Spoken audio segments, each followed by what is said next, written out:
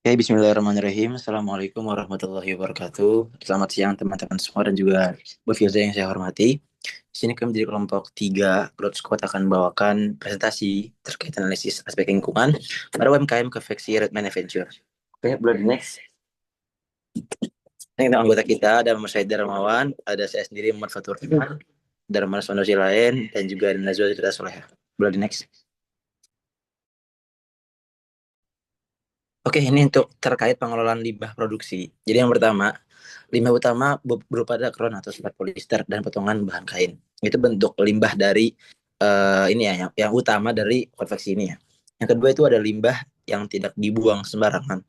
Jadi telah bekerja sama dengan pengepul tetap yang rutin mengambil limbah secara teratur. Jadi istilahnya konveksi ini nggak ngasal buah limbah, tapi mereka masih dimanfaatkan lagi oleh para pengepul ya, yang tetap dan memang udah langganan istilahnya. Yang ketiga ada sampah yang benar-benar dibuang hanya berasal dari sisa konsumsi makanan karyawan, bukan limbah produksi. Jadi eh, apa ya? Yang dibuang tuh hanya cuman makan-makanan bekas dari karyawan gitu. Jadi makan siang, makan malam. Nah, itu baru dibuang. Tapi kalau kayak limbah produksinya itu gak bakal dibuang sembarangan. Dan setelah itu ada hal ini menunjukkan bahwa usaha telah memiliki sistem pengolahan limbah yang terstruktur dan bertanggung jawab. Jadi nggak asal bertindak dalam mengelola limbah dari hasil produksi yang terjadi gitu. Oke, untuk ini akan disampaikan saya. Oke, selanjutnya itu efisiensi penggunaan energi. Nah, energi yang digunakan hanya terbatas pada air dan listrik. Untuk penggunaan air itu cukup efisien dan tidak ada indikasi pemborosan dalam proses produksi. Nah, untuk listrik juga sangat hemat karena didukung oleh mesin-mesin modern yang tidak menyerap daya tinggi. Efisiensi ini membantu menekan biaya operasional dan sekaligus berkontribusi pada pengurangan jejak karbon. Oke, boleh next. Baik, selanjutnya saya akan menjelaskan dampak lingkungan sekitar dari UMKM Redman Adventure ini. Berdasarkan hasil wawancara kami menemukan bahwa mesin yang digunakan dari Redman Adventure ini tidak menghasilkan kebisingan yang mengganggu para tetangga dan warga sekitar, sehingga aktivitas produksi tidak menimbulkan masalah pada warga sekitar. Selanjutnya hingga saat ini belum pernah ada keluhan dari masyarakat sekitar terhadap kegiatan operasional konveksi. Jadi selama 20 tahun berjalan usaha ini belum ada keluhan yang begitu serius lah, dan mungkin dan bahkan tidak pernah ada keluhan dari tetangga. Hal ini menunjukkan bahwa usaha mampu menjaga hubungan baik dengan lingkungan sosialnya dan bertanggung jawab juga tentunya. Selanjutnya akan dijelaskan oleh teman saya.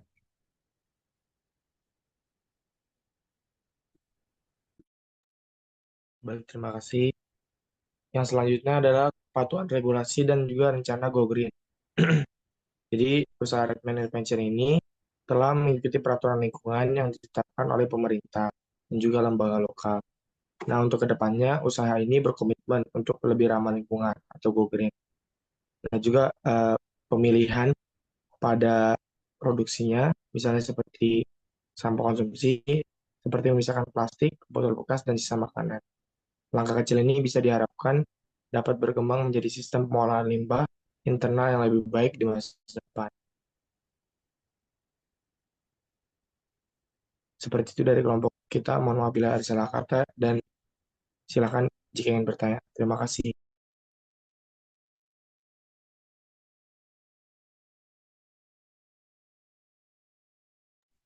Mungkin teman-teman yang mau bertanya dipersilahkan atau mungkin dari Bu Firza mau menambahkan.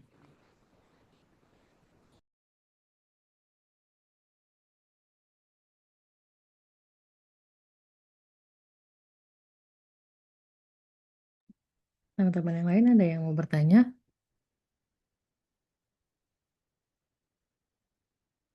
Mungkin kalau dari saya mau nanya nih bagi teman-teman dari Redman Adventure.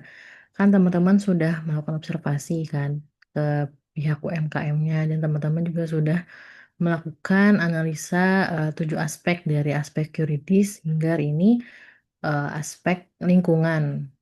Seperti itu. Nah, menurut teman-teman dari kelompok Redman Adventure gitu, kira-kira usaha ini dalam bidang fashion ini tuh apakah sudah memenuhi aspek kelayakan atau belum sih?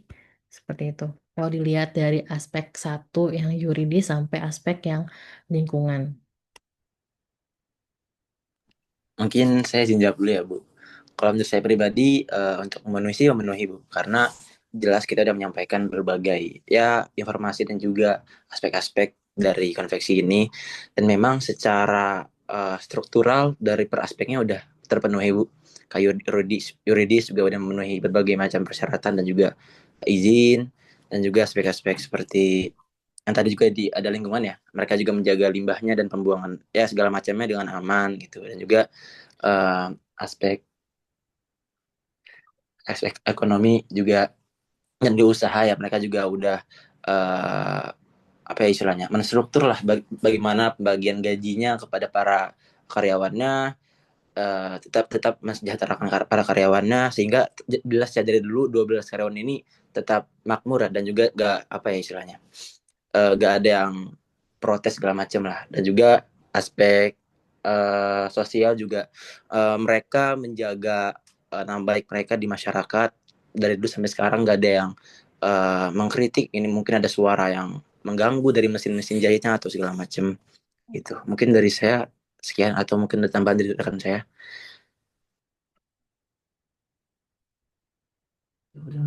Ya benar Ibu yang disampaikan Fatur tadi. Eh, Kalau untuk menilai, kalau kita menilai dari 7 aspek yang sudah dibahas, eh, sebenarnya Red Manufacture ini sudah layak lah ya sebagai sebuah usaha. Namun perlu dipertimbangkan lagi dan perlu mungkin ada beberapa hal yang perlu ditambah lagi gitu ya. Biar usahanya ini tuh semakin bagus ke depannya, semakin bertahan. Kan kalau yang kita bahas dari kemarin itu, dari 7 aspek tersebut, usaha ini kami nilai layak itu sebagai usaha yang usaha pribadi yang mungkin menghasilkan cuan yang stabil, stabil tapi tidak eh, berkembang gitu, stuck begitu aja. Nah, dari kami mungkin tambahannya itu usaha ini masih memiliki potensi untuk menjadi usaha yang lebih maju dibanding yang sekarang. Seperti itu, Ibu. Oke.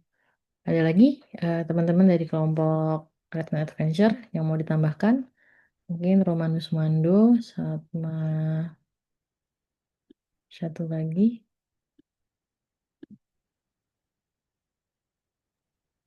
Ya, kalau dari saya mungkin Bu, mungkin benar kata teman saya, juga kita juga udah setuju bahwa perusahaan itu udah memenuhi syarat gitu kan, eh, syarat kelayakan bisnis. Nah, tapi bisa sih ada maksudnya potensi untuk menjadi yang lebih besar lagi, nggak stuck seperti ini terus. Jadi bisa mungkin tambah karyawan, mungkin tambah targetnya gitu. Paling itu aja sih. Oke, berarti nanti untuk video YouTube-nya beserta laporan makalahnya sama teman-teman kelompok 3 ini sudah siap, maksudnya bukan sih sudah siap, sudah lengkap gitu ya, sudah dipersiapkan semua. Jadi nanti UASnya sudah tidak ada lagi yang kendala-kendalanya gitu ya, teman-teman kelompok 3 ya. Ya insya Allah siap ya. Oke, terima kasih teman-teman kelompok 3. Mungkin dari eh selanjutnya bisa kelompok 5, kelompok Gako. Silahkan. Baik, Bu.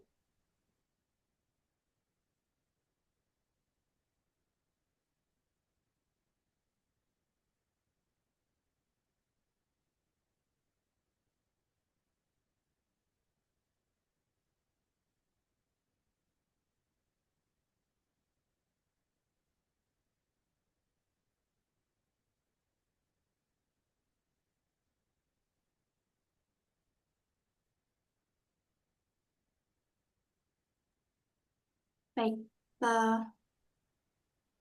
kami dari kelompok 5 izin menyampaikan hasil diskusi kami terhadap analisa eh, untuk aspek lingkungan,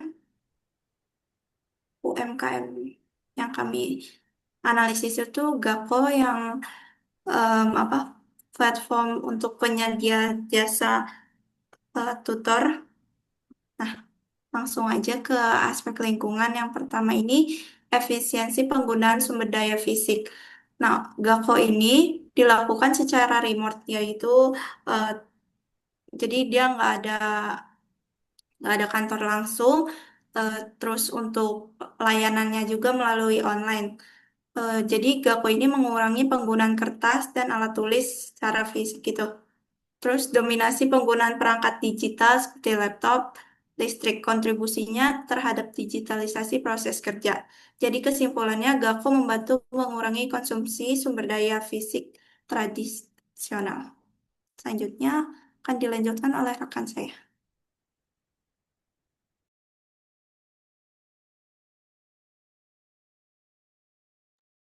Oke, selanjutnya kita membahas dari mobilitas fisik dari model bisnis ini Gako. Yang pertama, tim internal Gako itu bekerja secara remote, seperti yang tadi sudah dijelaskan, yang dimana benefitnya adalah meminimalkan mobilitas dan emisi dari transportasi setiap anggota. Namun, layanan tutor ini itu masih berbasis offline, di mana itu karena permintaan dari orang tuanya sendiri. Alhasil mobilitas fisik ini kita nggak bisa eliminasi full. Jadi masih ada jejak karbon dari aktivitas pengajaran offline dari Gako.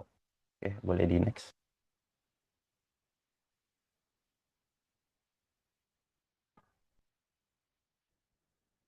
Nah, lalu apa yang dilakukan Gako untuk inisiatif ramah lingkungan dan inovasi dari platformnya?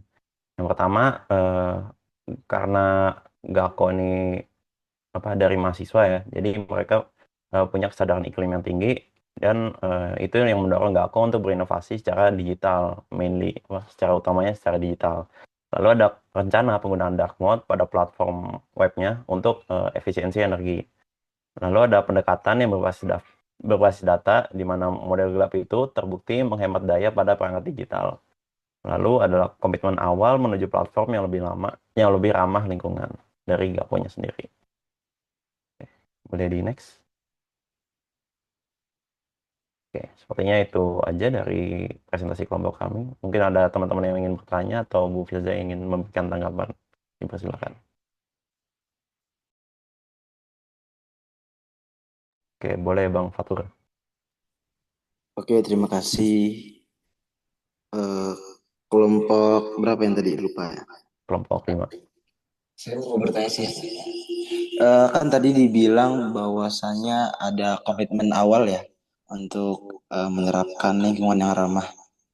Nah, tapi di sini kan jujur saya pribadi kurang kebayang ya. Kalau misal dari usaha tutor gini gimana sih emang cara buat menerapkan lingkungan ramah tersebut gitu? Karena kan ini basisnya bukan basis yang mengeluarkan limbah segala macam ya gitu. Jelas gak pertanyaannya? Oke, jelas-jelas. Mungkin aku bakal langsung menjawab aja ya.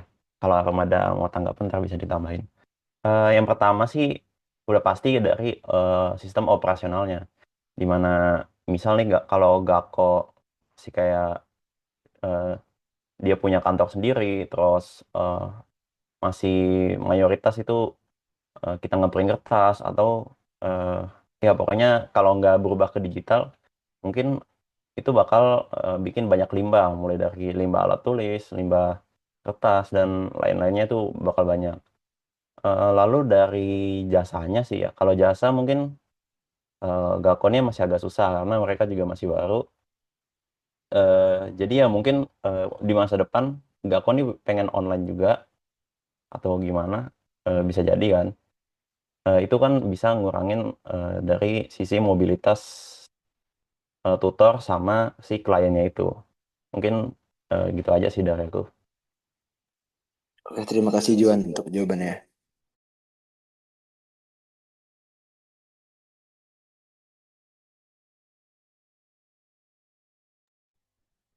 Ada lagi teman-teman yang mau ditanyakan?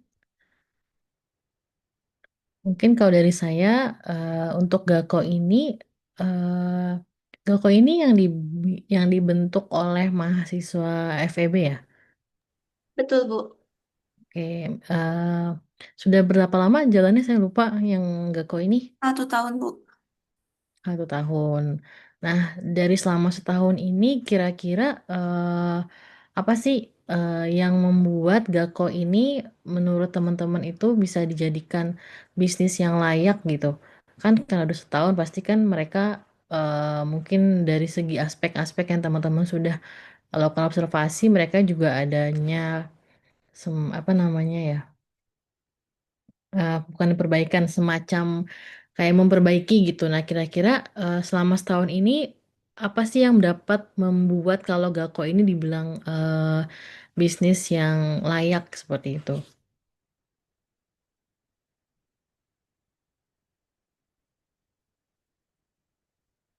Mungkin dari Alimah atau Syifa bisa menyampaikan.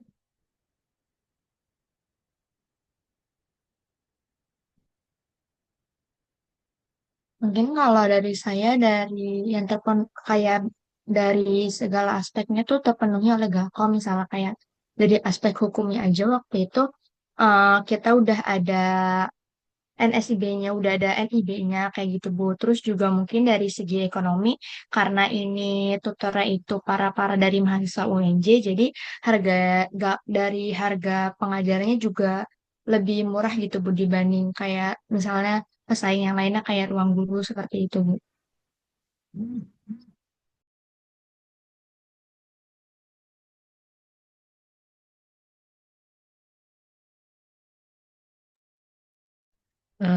Kalau ya Gako ini tutornya kan mahasiswa ya. Kalau misalkan ada yang bisa magang nggak sih di Gako ini? Apa hanya untuk sebagai tutor aja?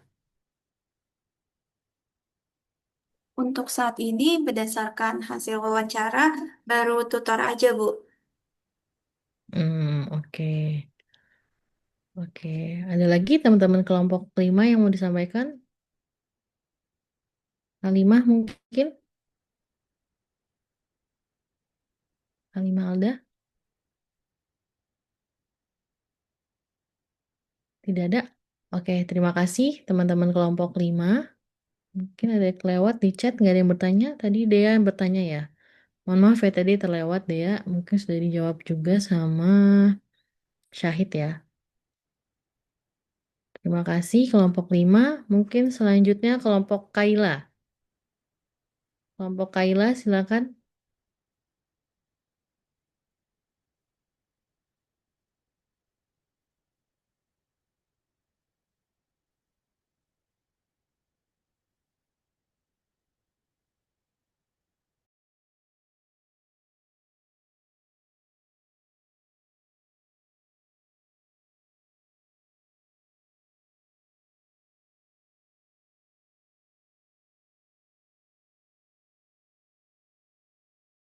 Oke, Assalamualaikum warahmatullahi wabarakatuh. Selamat siang teman-teman semua dan selamat siang Bu Filza. Perkenalkan kami dari kelompok 7 di Gmates akan menjelaskan tentang aspek layakan bisnis pada aspek lingkungan pada UMKM Ladang 5. Akan dilanjutkan oleh Kayla. Baik, untuk pertama aspek lingkungan dari ladang 5, menurut sumber dayanya itu ladang 5 menggunakan singkong sebagai bahan baku utama yang mudah ditanam dan melimpah di Indonesia. Hal ini mendukung prinsip keberlanjutan karena singkong tidak membutuhkan lahan yang subur berlebihan dan tanahnya itu tahan terhadap kekeringan. Jadi singkong itu sangat cocok untuk ditanam di Indonesia. Kemudian limbah singkong seperti kulit dan serat dapat diolah menjadi pupuk organik yang baik untuk kesuburan tanah. Selain itu, ladang 5 juga mengolah singkong menjadi berbagai produk makanan seperti tepung mokaf, yaitu tepung singkong yang terfermentasi, kemudian mie dan produk bebas gluten lainnya yang mana kesemuanya ini dapat mengurangi limbah dan memberikan nilai tambah bagi petani lokal. Boleh di next?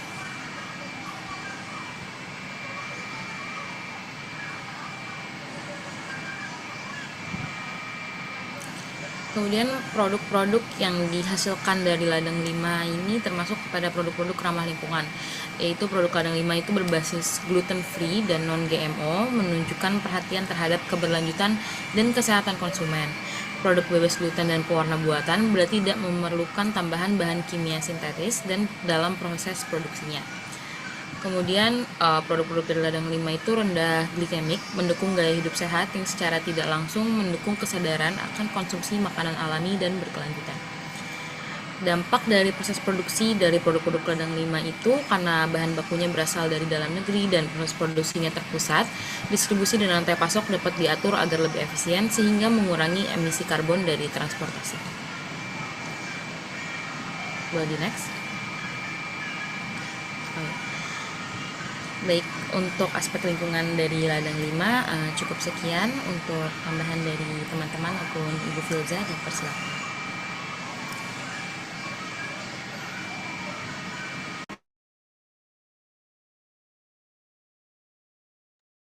Silakan teman-teman yang lain, ada yang mau bertanya atau diskusi terkait aspek lingkungan dari bisnis ladang 5 yang berkecimpung di bidang F&B. Kelompok 5 izin bertanya, apa suaranya terdengar? Kedengaran deh. Apakah dari ladang 5 ini cuma produksi makanan yang dari bahan-bahan umbi-umbian kayak gini? Karena yang tadi dijelasin kan tadi cuma yang singkong aja ya. Yang lebih seperti itu. Terima kasih. Terima kasih Dea atas pertanyaannya. Kalau untuk ladang 5 itu memang menggunakan umbi-umbian, yaitu singkong sebagai bahan baku utamanya, yang mana dari singkong ini tuh nanti diolah menjadi tepung kasava, tepung bebas gluten, dan dari tepung bebas gluten ini tuh nanti baru diolah lagi jadi produk-produk turunannya, seperti membuat mie, kemudian cookies, pasta. Jadi memang untuk bahan bakunya itu singkong, tapi dia ada produk-produk turunan dari singkongnya, Dea. Begitu, terima kasih. Apakah sudah jelas? Sudah jelas. Terima kasih kelompok. Kayak Izin bertanya kelompok 5. Kelompok berapa tadi? 7. Ya. Eh, kan ini eh, mau nanya sebelumnya, ini kayak pabrik gitu ya, tempat produksinya. Iya, pabrik. Ya, biasanya kan kalau pabrik itu ada limbah-limbah hasil dari produksinya itu. Apakah di ladang 5 ada pengolahan khusus dari hasil limbahnya produksinya itu? Itu aja pertanyaannya. Terima kasih, Arum. Kalau untuk limbah itu, jadi kalau di ladang 5, dari limbah hasil pengolahan singkongnya itu dimanfaatkan kembali. Jadi nggak langsung dibuang begitu saja limbahnya, diolah lagi menjadi pupuk organik. Jadi ini limbahnya itu bisa untuk berkelanjutan. Seperti itu sih, Oh, Arum. ya. Izin nambahin Lim- buat Arum. Jadi buat limbahnya ini kan 100% semuanya terbuat dari singkong ya. Jadi yang paling digunakan itu pasti singkongnya, dan yang kalau misalnya ada sisa-sisa dari singkongnya itu biasanya dimanfaatin untuk bikin pupuk. Nah, pupuknya itu nanti dikasih lagi ke masyarakat sekitar untuk diolah jadi pupuk untuk tanaman juga. Jadi nanti diolah lagi, jadi kembali lagi ke tanah kayak gitu, Arum. Oh iya, jadi hasil pupuknya itu bukan buat komersil lagi, tapi untuk dibagiin ke petaninya untuk numbuhin bahan baku lagi gitu ya. Iya, betul.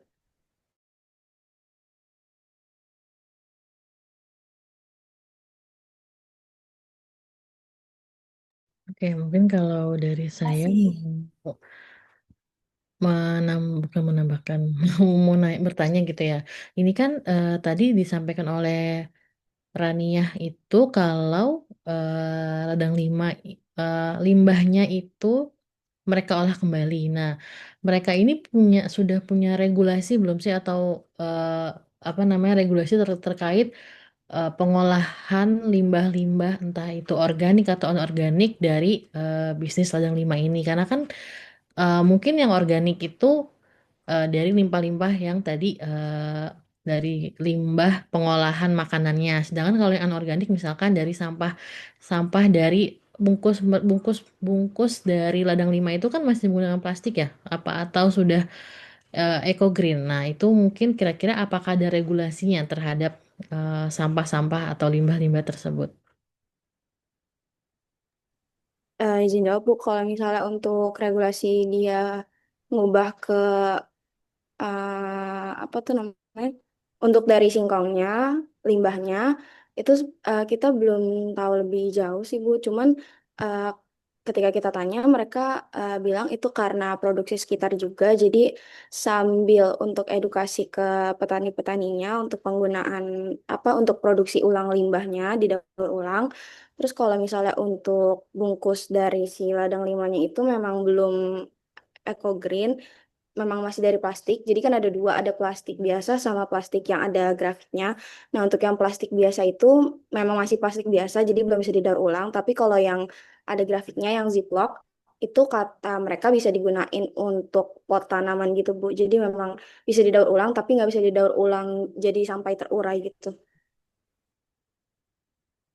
Oke, teman-teman yang lain ada yang mau menambahkan? Cecil atau Kaila?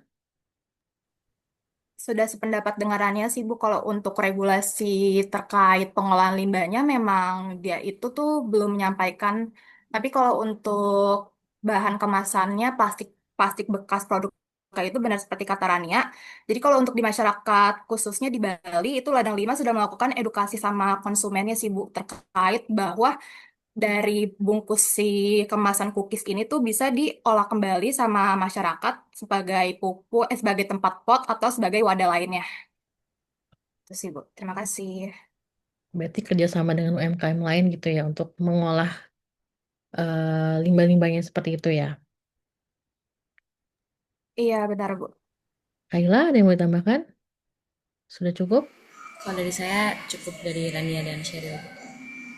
Oke, terima kasih teman-teman kelompok 7 usaha ladang 5. Selanjutnya kelompok 2 Zafirakar, silahkan.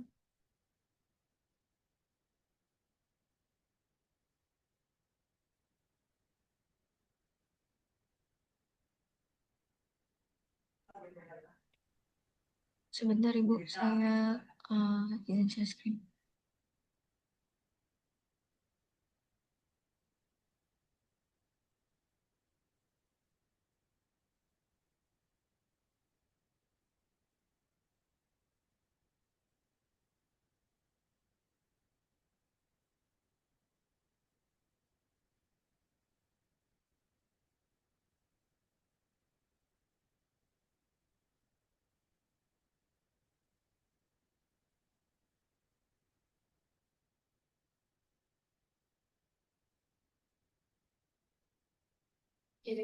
Baik, Assalamualaikum warahmatullahi wabarakatuh. Selamat siang, Bu Filza dan teman-teman semua. Sebenarnya mohon maaf, Bu Filza saya numpang ke device-nya Akna karena jaringan di device saya kurang bagus. Mungkin siang ini kelompok 2 akan mempresentasikan analisis aspek lingkungan pada UMKM yang sudah kami teliti yaitu Zafirakar. Mungkin Aca boleh di next. Baik, dalam aspek lingkungan, Zafirakar mengatasi limbah dengan menyediakan tempat sampah di setiap mobilnya sebagai bentuk himbauan kepada customer untuk menyimpan limbahnya pada tong sampah yang telah disediakan. Lalu Zafirakar juga sudah mulai menerapkan untuk pengumpulan sampah customer pada pembuangan akhir yang sesuai. Zafirakar juga sebelum berangkat, sopir bisa menyampaikan himbauan ringan soal buang sampah pada tempatnya, lalu mengurangi plastik sekali pakai. Dan yang terakhir di sini, walau Zafira Car itu belum ada promosi uh, online, tapi Zafira Car udah bisa mulai digitalisasi internal seperti pengurangan pemakaian kertas untuk booking, nota atau jadwal-jadwal dialihkan ke format digital melalui WhatsApp atau Google Doc dan Google Spreadsheet. Mungkin dari kami cukup sekian karena informasi yang kami dapatkan Hanya segitu, Bu. Mungkin dari teman-teman atau dari Bu Filza ingin bertanya, boleh. Iya, Rania.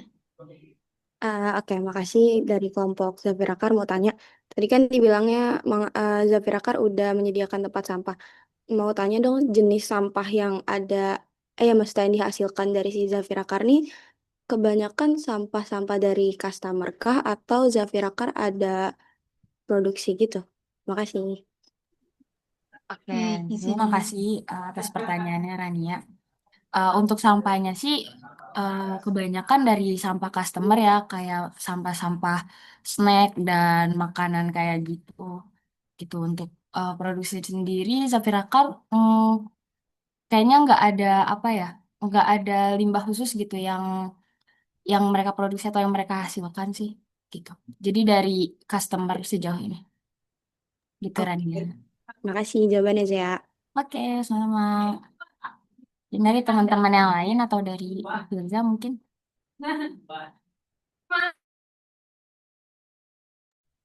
Teman-teman yang lain ada yang mau bertanya? Mungkin dari saya ya, Zahrani dan Yeni. eh Menurut teman-teman, kan teman-teman sudah melakukan observasi dari aspek yuridis sampai aspek lingkungan yang hari ini terakhir. Nah, dari 7 aspek tersebut, apa sih yang membuat kalau Zafira Kar ini dianggap sebagai bisnis yang layak seperti itu? Terus kalau misalkan memang belum layak, kira-kira aspek apa yang harus mereka kembangkan lagi? Oke, baik Ibu, saya izin menjawab sedikit ya. Mungkin kalau dari 7 apa dari segi kelayakannya sudah bisa dibilang layak karena Zafira Karni sendiri udah punya banyak customer tetap maupun tidak tetap ya Bu. Dan udah punya apa ya? Dan customer loyalnya tuh emang eh, selalu repeat order gitu maksudnya. eh Bener-bener loyal lah gitu kalau misalnya apalagi ada berapa customer dari luar negeri juga kan jadi kalau apa ya kalau mereka lagi ke Indonesia gitu jadi eh, yang di booking atau yang dipercaya buat nganterin mereka atau ngegayat mereka tuh dari Zafira Karini sendiri terus juga dari mungkin kalau untuk aspek yang masih agak kurang mungkin di manajemennya ya Bu dan operasionalnya mungkin karena struktur organisasinya tuh masih sangat sederhana gitu dan operasionalnya juga masih sangat sederhana mungkin di situ aja sih Bu. Menurut saya mungkin dari Aku, teman ya dari teman-teman ya, aku ya izin boleh nambahin menambahkan. sedikit. Buat Zafira kali ini sebenarnya sudah termasuk bisnis yang layak. Tapi pada masanya, di saat mungkin di tahun 2010, 2015 ini merupakan suatu bisnis yang layak. Karena sebenarnya mereka sudah punya teknis yang sesuai. Mereka sudah punya target market yang sudah jelas. Armada pun juga sudah ada, pencatatan revenue dan finance segala macam itu sudah ada. Tapi untuk pengembangannya sendiri, si Zafira Kar ini bisa dibilang masih kurang untuk dianggap sebagai bisnis yang layak di era sekarang. Kenapa? Karena bisa dibilang menurut saya Zafira Kar ini masih bisnis yang konvensional.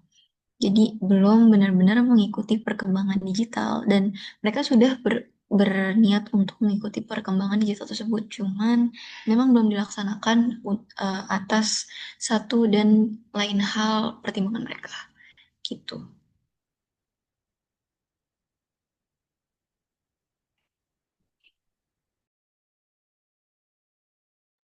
Oke, dari Julianda atau Yeni ada yang mau ditambahkan?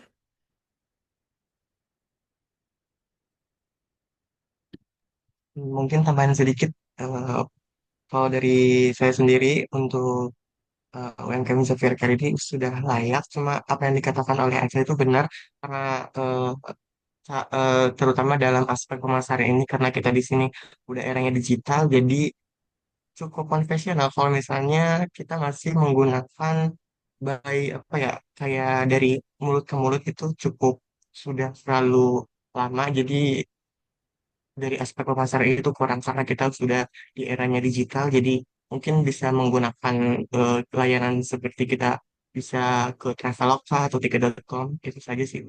Terima kasih. Sedikit menambahkan juga Bu dari saya setuju dengan pendapat teman-teman saya semuanya kalau Menjadi ini secara dari ketujuh aspek yang menentukan apakah bisnis itu layak atau enggak itu sebenarnya dia sudah layak, apalagi di aspek yang pertama yang aspek yuridis itu udah menunjukkan kalau sebenarnya Menjadi ini juga udah siap, jadi dia udah ngurus semua perizinan-perizinan dia itu supaya dia tuh legal di mata hukum. Nah, selain itu juga di bagian finansial dari Jabraka itu juga udah jelas. Cuman yang emang sama yang tadi bilang dia sama aja, yang tadi bilang dia yang manajemennya itu manajemennya masih kurang. Karena kayak di satu job, di beberapa job itu tuh hanya dipegang sama satu orang. Misal kayak contohnya nih, admin sama CEO itu satu orang, baru yang ini bagian yang sama yang bagian ini itu satu orang. Jadi kalau bisa biar dia yang lebih eh, spesifik lebih, jadi kayak satu job itu satu orang gitu, biar lebih siap lagi dan lebih bisa menghandle lagi job-job yang eh, pada divisi-divisi itu sih Bu dari saya. Oke, tadi mungkin sempat disinggung oleh Zahrani gitu ya, kalau misalkan Zafira Kar ini sudah banyak pelanggannya atau misalnya dari konsumen luar negeri. Nah, kalau misalnya dianggap layak dari sebatas misalnya loyalitas dari pelanggan, nah kira-kira itu termasuk aspek yang keberapa sih teman-teman? Aspek mana yang menganggap kalau loyalitas pelanggan itu menjadi salah satu kunci atau dianggap bisnis tersebut layak gitu. Itu ada di aspek pasar, Ibu.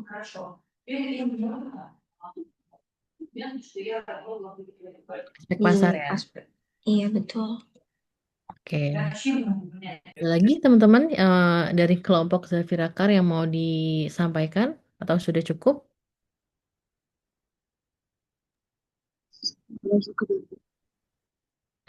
Oke, terima kasih teman-teman kelompok Zafira Kar. Mungkin dari Yeni bisa disampaikan untuk kelompok selanjutnya, kelompok berapa?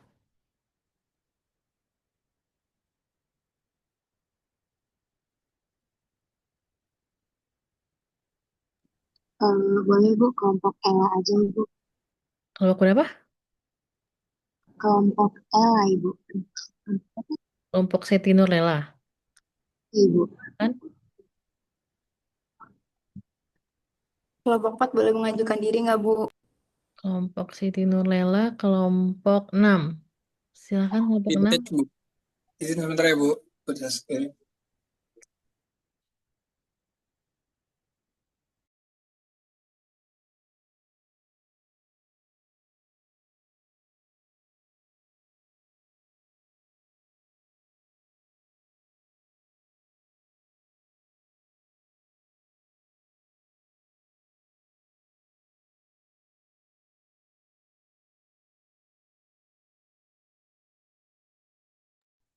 Assalamualaikum warahmatullahi wabarakatuh. Selamat siang Bu Filzah dan teman-teman sekalian. Kami dari kelompok 6, Fintech, akan mempresentasikan mengenai aspek lingkungan dari CV Palmcraft Jogja. Bisa di next. Untuk tim kami ini terdiri dari 4 orang, ada saya Nazwa Putri dan Andi Mufahri, Siti Nurlaila, serta Muhammad Fadil Hasan.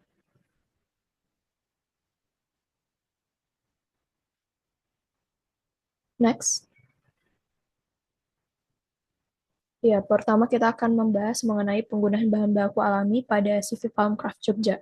Setelah melakukan beberapa wawancara terkait mendalam pada founder Civic Palmcraft Jogja dan melakukan beberapa analisa di website resmi, beberapa info yang kami dapatkan adalah Civic Palmcraft melakukan menggunakan bahan baku dalam proses produksi hasil-hasil produknya. Yang pertama ini adalah bahan baku yang terbarukan. Untuk CV Palmcraft Jogja ini, mereka berfokus pada bahan baku alami dan terbarukan seperti rotan, bambu, serat batang pisang, dan rumput rayung yang dapat diperbarui melalui proses budidaya yang ramah lingkungan. Penggunaan bahan alami ini tentunya membantu dalam pengurangan dampak negatif terhadap alam yang seringkali dihasilkan dari proses produksi bahan sintetis atau non-biodegradable. Untuk keberagaman sumber daya alam dalam bahan baku ini, CV Palmcraft Jogja melibatkan beberapa daerah di Indonesia seperti Sulawesi dan Jawa Timur dalam mengembangkan pembibitan bahan baku alami, menjaga keseimbangan ekosistem, serta menghindari eksploitasi berlebihan pada sumber daya saja. Pemilihan daerah yang berbeda ini juga sempat dimention oleh founder CV Palmcraft Jogja. Ini sebagai antisipasi agar tidak bergantung pada satu daerah sewaktu-waktu kalau daerah itu mengalami contohnya kerusakan lingkungan ataupun ada bencana alam seperti hal tersebut. Bisa di next. Selanjutnya akan membahas mengenai proses produksi dan pengolahan limbah oleh CV Palmcraft Jogja.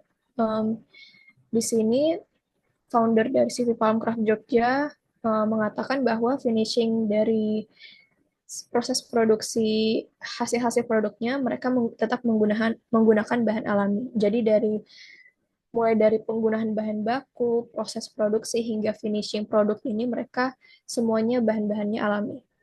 Contohnya sebagai bagian dari proses ramah lingkungan, CV Palmcraft ini menggunakan teknik finishing dengan bahan yang lebih aman bagi kesehatan dan lingkungan. Ini bisa dilihat pada penggunaan cat berbasis water-based yang memiliki kandungan VOC atau volatile organic compounds yang rendah. Ini tentunya mengurangi polusi udara serta meningkatkan kualitas udara di sekitar fasilitas produksi.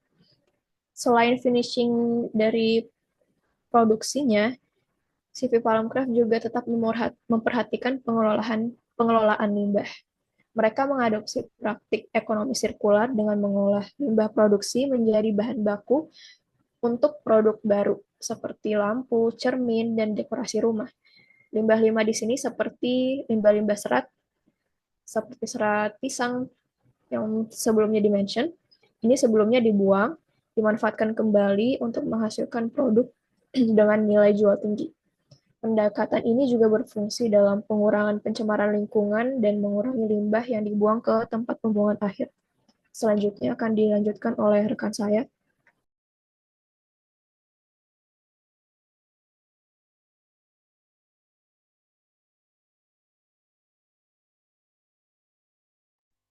Kemudian ada pemberdayaan masyarakat lokal terkait aspek lingkungan untuk CV Palmcraft, di mana dalam aspek ini Palmcraft Jogja melakukan pemberdayaan petani dan juga pengrajin, terutama petani-petani yang ada di daerah Sulawesi dengan memberikan pelatihan untuk budidaya tanaman secara berkelanjutan. Dan program ini tidak hanya fokus untuk memantau kualitas dari bahan baku yang akan digunakan oleh Palmcraft, tapi juga hal ini bertujuan untuk meningkatkan keterampilan masyarakat lokal ataupun petani dalam bercocok tanam dengan cara yang ramah lingkungan. Kemudian yang kedua ada pengembangan keterampilan dan pengetahuan selain terkait pemberdayaan petani, Palmcraft juga mengedukasi secara aktif untuk para pengrajin terkait teknik-teknik dalam melakukan produksi produk kerajinan sehingga menggunakan bahan-bahan produksi yang ramah lingkungan seperti cat yang ramah lingkungan dan juga mengutamakan handmade dan tidak menggunakan mesin-mesin berlebih yang dapat menyebabkan pencemaran lingkungan. Boleh di next?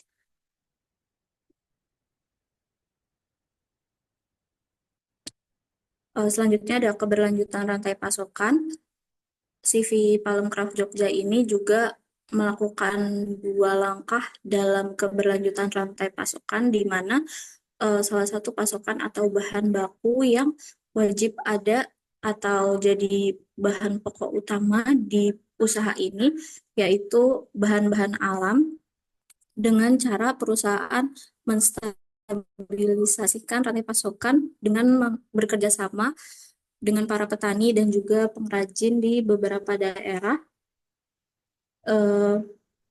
untuk memastikan keberlanjutan pasokan bahan baku alami. Dan hal ini juga mengurangi ketergantungan pembelian bahan pokok dari satu lokasi geografis, di mana dalam lokasi geografis di Indonesia itu beragam dan kalau misalnya hanya bergantung di salah satu lokasi geografis, misalnya di daerah Jawa dan ternyata di Jawa ada musibah atau mungkin ada masalah dengan cuaca ataupun iklimnya sehingga menjadi gagal panen untuk bahan pokok atau bahan bakunya, dari perusahaan sudah mengantisipasi dengan melakukan diversifikasi sumber bahan baku. Kemudian ada edukasi pada petani, di mana Palunkraf memfasilitasi edukasi untuk petani dengan cara pertanian yang berkelanjutan dan ramah lingkungan, seperti mengurangi penggunaan bahan-bahan kimia yang hal itu juga selain berefek untuk ramah lingkungan, hal itu juga dapat meningkatkan kualitas dan juga ketahanan dari pasokan bahan baku alami yang dibutuhkan oleh Palunkraf Jogja. Boleh di next? Selanjutnya akan dijelaskan oleh rekan saya. Oke, untuk selanjutnya adalah sertifikasi dan standar keberlanjutan. Nah, pada kesempatan kali ini saya akan menjelaskan tentang sertifikasi dan standar keberlanjutan yang telah dicapai oleh CV Pelengkap Jogja. Yang pertama adalah perusahaan ini atau perusahaan CV Pelengkap ini telah memenuhi sertifikasi CLVK atau yaitu sistem verifikasi legalitas kayu. Dengan sertifikasi ini, Palunkraf memastikan bahwa kayu yang digunakan dalam produk CV Palunkraf ini berasal dari sumber yang sah dan tidak merusak hutan. Nah, hal ini juga menjamin bahwa setiap produk kayu yang dihasilkan telah memenuhi standar legalitas yang berlaku di Indonesia, seperti itu. Dan yang kedua adalah CV Palunkraf juga telah atau pernah meraih penghargaan Green Product Award 2021. Penghargaan ini diberikan atas produk-produk kerajinan yang memanfaatkan limbah rumput liar dan seret batang pisang, seperti itu. Nah, dengan inovasi ini, Palunkraf mendapatkan pengakuan internasional atas upaya dalam menciptakan produk yang ramah lingkungan, yang memenuhi standar untuk keberlanjutan di masa depan, seperti itu. Nah, untuk next slide-nya itu adalah inovasi dan penggunaan energi terbarukan. Nah, CV Palunkraf Jogja telah melibatkan energi surya dalam proses produksinya. Nah, langkah dari CV Palunkraf ini diambil untuk mendukung keberlanjutan yang lebih lanjut, di mana mereka atau CV Palunkraf ini menggunakan energi surya untuk memenuhi kebutuhan listrik di fasilitas produksinya. Nah, dengan memanfaatkan energi terbarukan seperti ini, perusahaan atau CV Palunkraf berhasil mengurangi ketergantungan pada energi fosil. Selain itu, penggunaan energi surya juga membantu perusahaan dalam menurunkan emisi karbon, sehingga mendukung terciptanya lingkungan yang lebih bersih dan sehat untuk lingkungan, seperti itu. Oke, next slide. Mungkin akan dilanjutkan oleh teman saya, Fahri.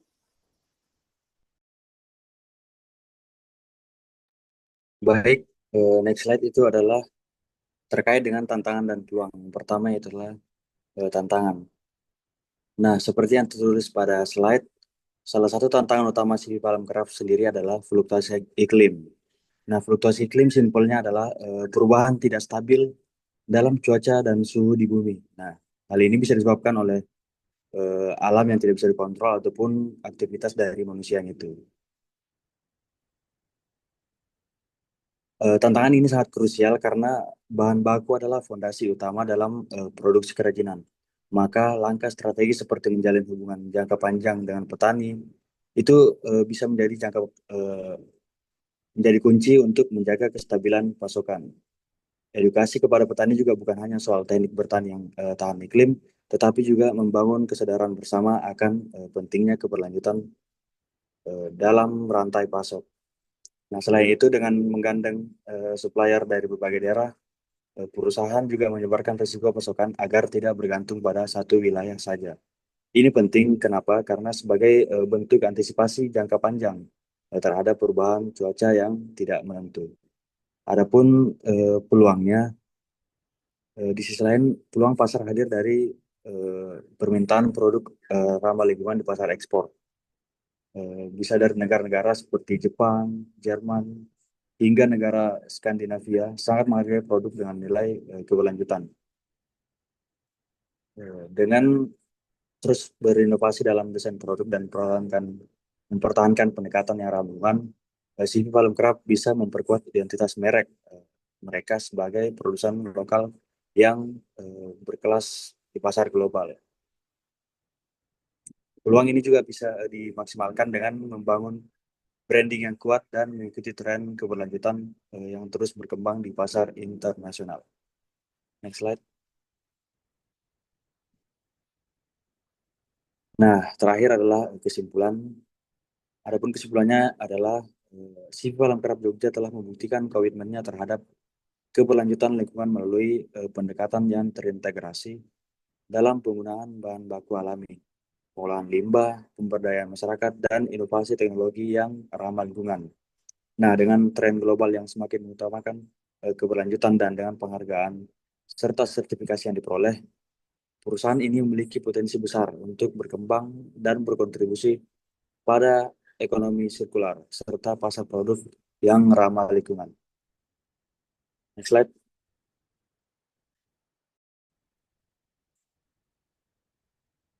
Mungkin itu pemaparan kalian terkait aspek ini. Mungkin ada pertanyaan dari teman-teman atau dari Ibu Filsa, silakan.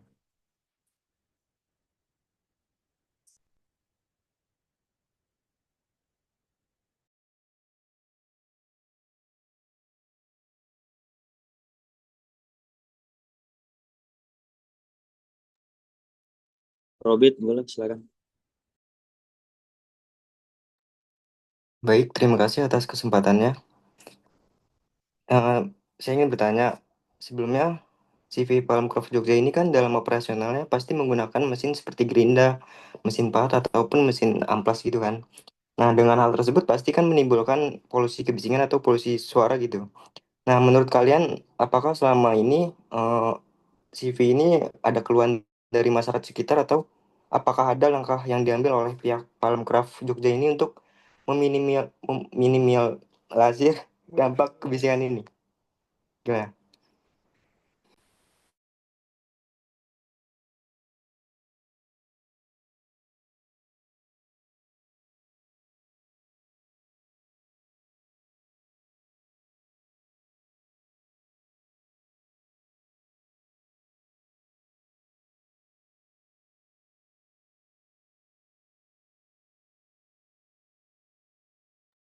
Oke, thank you Robit untuk pertanyaannya.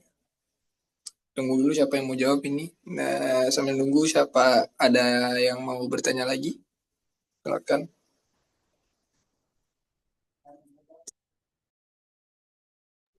Maaf ya kelompok 6 saya tidak on cam karena teman-teman yang lain juga nggak ada yang on cam, jadi saya rasa kayaknya mendingan saya off cam aja ya, off cam aja karena nggak ada yang on cam juga.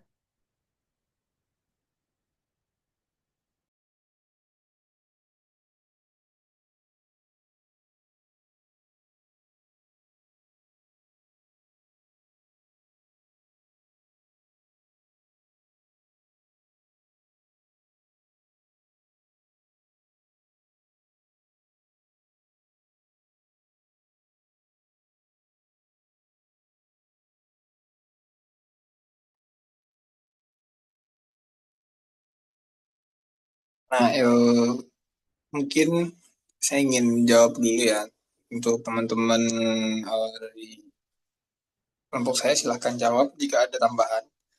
Eh, untuk keluhan dari pertanyaan lebih tadi, jika ada keluhan dari kebisingan, sebenarnya kami belum mention nih. Kalau misalnya dari CV Prof ini pernah mendapat pernah mendapat teguran bagaimana gimana, belum kami mention. Tapi dari sisi lainnya, sebenarnya CV Pemkaf ini kan juga punya workshop dan tempatnya itu juga lumayan jauh dari pemukiman. Bukan jauh sih sebenarnya, tapi dari sisi workshop tentu mereka sudah memikirkan aspek-aspek seperti itulah, karena workshopnya juga gede kan, seperti itu. Mungkin teman-teman lainnya ada yang mau jawab, bantu jawab mungkin. Iya, izin menambahkan. Terus kalau misalnya pun memang kondisinya itu berdekatan dengan rumah-rumah warga, karena dari awal perusahaan ini tuh dia memperdayakan masyarakat sekitar. Jadi kayak eh, yang di aspek sebelumnya itu di mana karyawannya itu rata-rata perempuan dan ibu rumah tangga dan juga boleh dibawa di rumah karena memang dari yang sejauh ini kami lihat karya-karyanya itu sebatas anyaman-anyaman bambu, rotan, dan lain-lain. Dan ya itu kan bukan yang berisik yang perlu menggunakan gerinda dan yang lain-lain gitu. Dan mungkin kalaupun memang perlu yang berisik yang kayak gerinda gitu-gitu, itu lokasinya di pabriknya. Dan itu kalau dilihat dari lokasi petanya, itu bukan termasuk yang padat penduduk gitu. Jadi seharusnya masih aman untuk polusi suara. Kurang lebih seperti itu.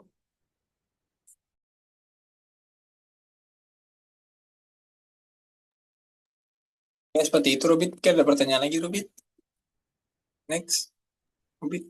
Oke, udah cukup menjawab. Terima kasih kelompok. Nggak nambah, Bit. Mungkin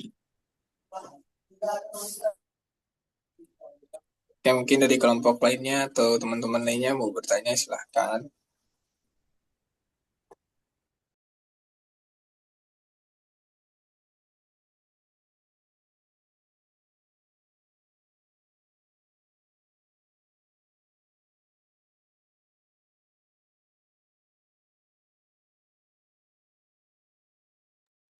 silakan buat teman-teman yang masih mau bertanya atau mungkin dari Ibu Filsa.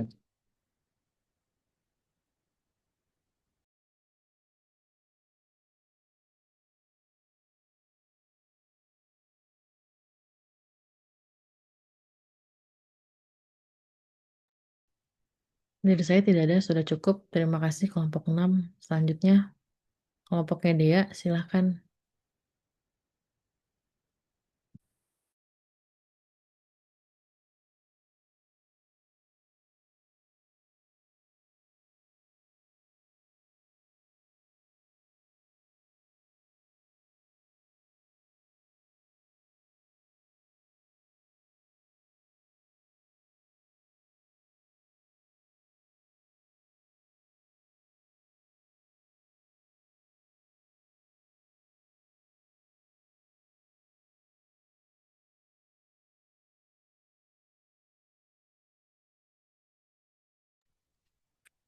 Baik, Assalamualaikum warahmatullahi wabarakatuh.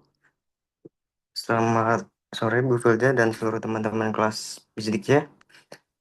Pada kesempatan kali ini, kami dari kelompok 4 ingin menyampaikan dan mempresentasikan aspek lingkungan dari UMKM Maya. Boleh di next?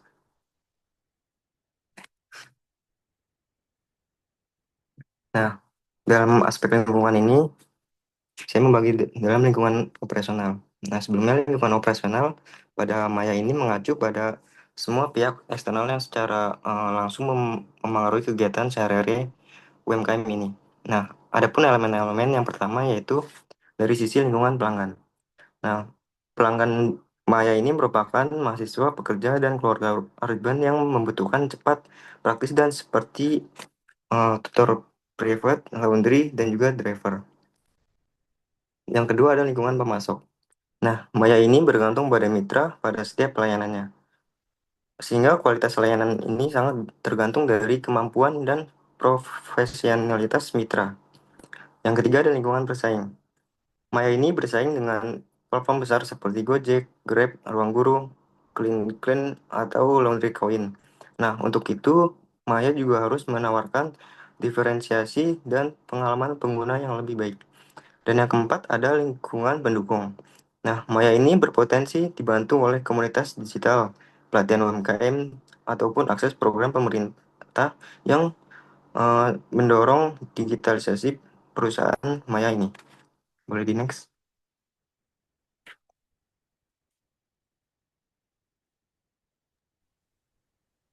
Oke, selanjutnya ini ada aspek lingkungan jauh atau makro.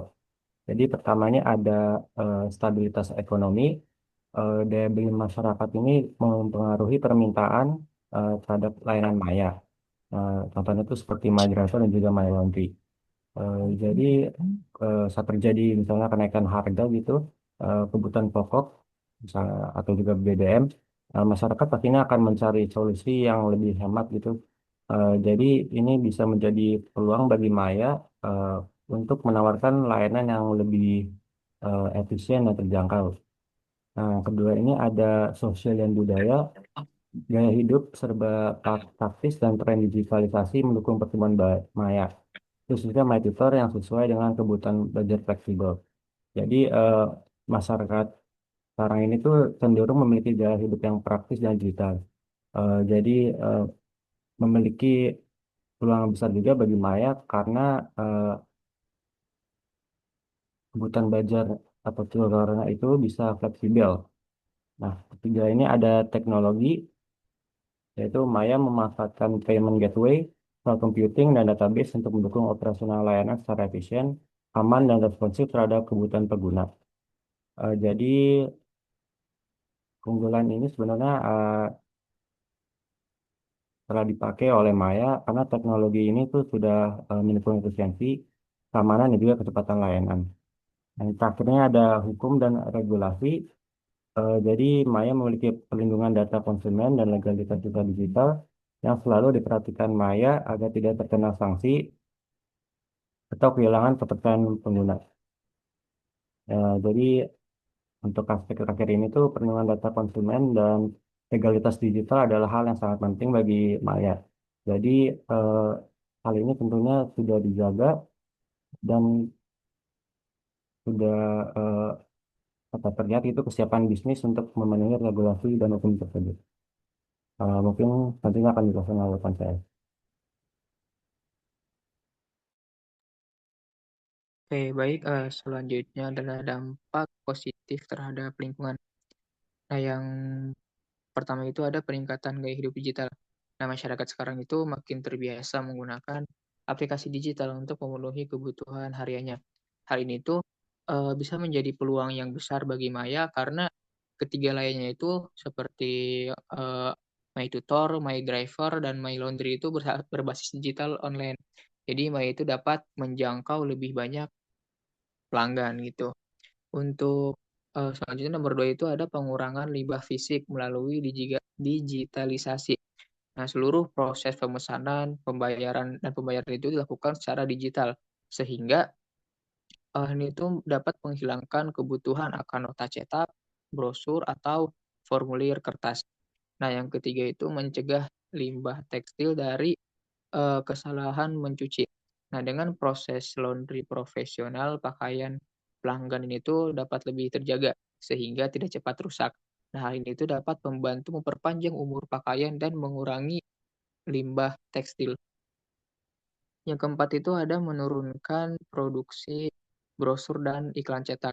Nah, promosi Maya ini tuh dilakukan sepenuhnya itu lewat media digital seperti Instagram, terus ada website juga dan WhatsApp. Nah, artinya tidak ada kebutuhan mencetak selebaran banner atau pamflet atau poster juga yang berarti dapat mengurangi pencemaran visual dan limbah kertas. Nah, mungkin selanjutnya bakal dijelaskan oleh rekan saya.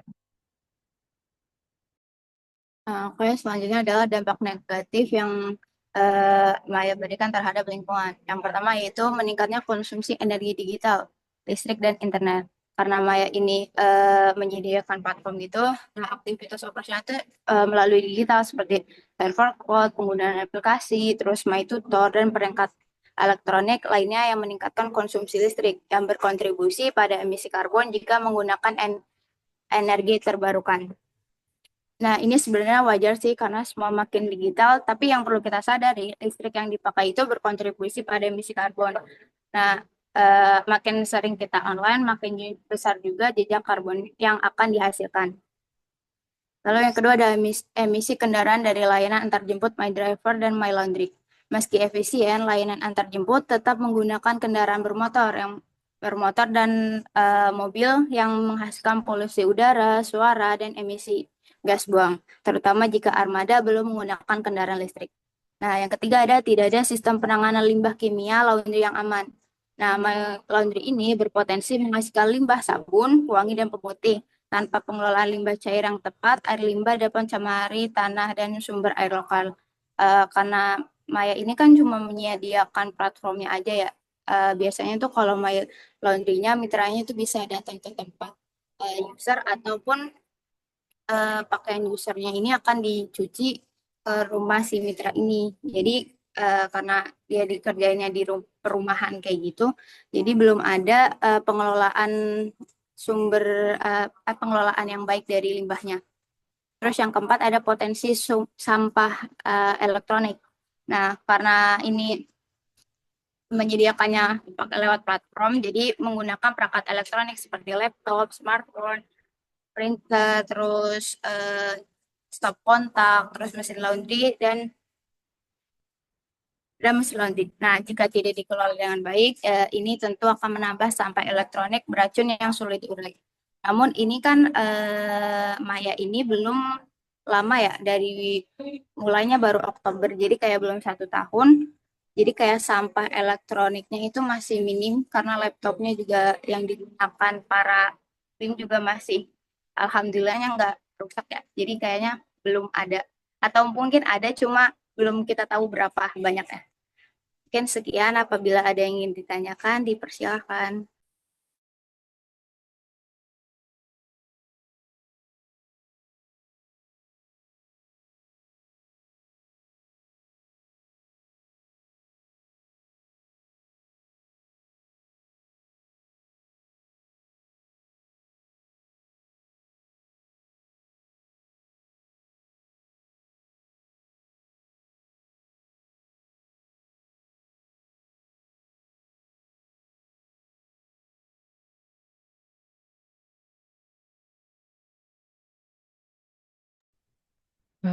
Saya mau nanya untuk kelompoknya Dea dan teman-teman.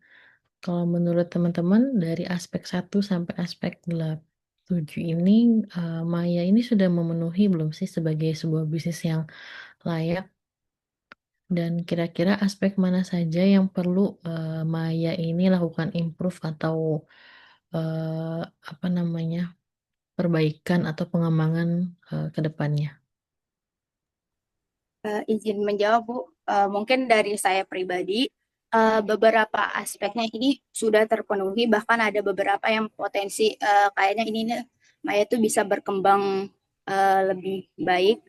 Mungkin kalau karena sekarang manajemennya masih gimana ya, acak-acakan, nggak acak-acakan juga sih, kayak masih megangnya asal sempat aja gitu, karena yang masih magang. Mungkin nanti kalau misal magang udah kelar, tugas akhir udah kelar, mungkin kayak para timnya udah wisuda, mungkin itu kayak bakal improve, berkembang secara aktif gitu ya. Dan dari saya ini yang menurut saya aspeknya yang mungkin masih kurang cukup layak itu dari aspek keuangan. Karena kemarin juga kan kita belum sempat presentasi yang keuangan ya, Bu. Jadi menurut kami kita butuh masukan dari Bu tentang aspek keuangan apa aja sih yang mungkin kira-kira kurang kayak gitu. Terus untuk yang lainnya sih menurut saya udah bagus sih, Bu. Kayak dari hukum juga kan dia udah ada hukum yang jelas, yuridisnya, terus organisasinya juga udah ada apa ya, 5 organisasinya tuh udah gimana ya, urutannya udah banyak, bukan udah banyak, malah udah terstruktur. siapa aja pemegangnya kayak gitu. Dan yang lainnya menurut saya udah sih. Mungkin dari teman-teman kelompok saya ada yang ingin menambahkan. Oke, baik. Baik, kalau menurut saya tuh untuk kelayakan aspek dari Maya itu udah cukup baik ya. Saya setuju sama dia tadi terkait aspek finansial tuh mungkin menurut saya masih cukup apa masih belum lah masih kurang lah gitu karena kan ini tuh usaha yang didirikan oleh mahasiswa juga tentunya untuk modal juga pasti terbatas lah gitu. Terus ini juga belum ada investor besar sehingga mungkin dapat menghambat pengembangan bisnis untuk kedepannya gitu.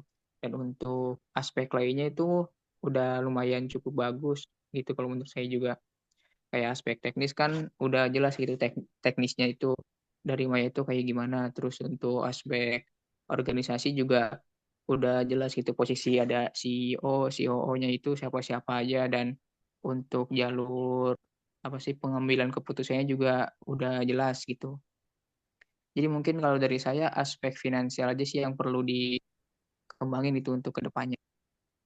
Itu sih.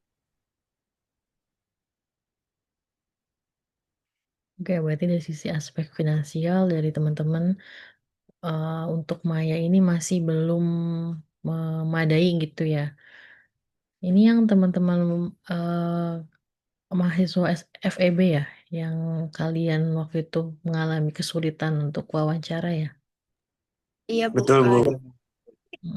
Kemudian ini gimana dari mereka berarti belum punya atau terkait yang finansial itu mereka tidak memberikan atau emang dari Maya sendiri belum punya gitu.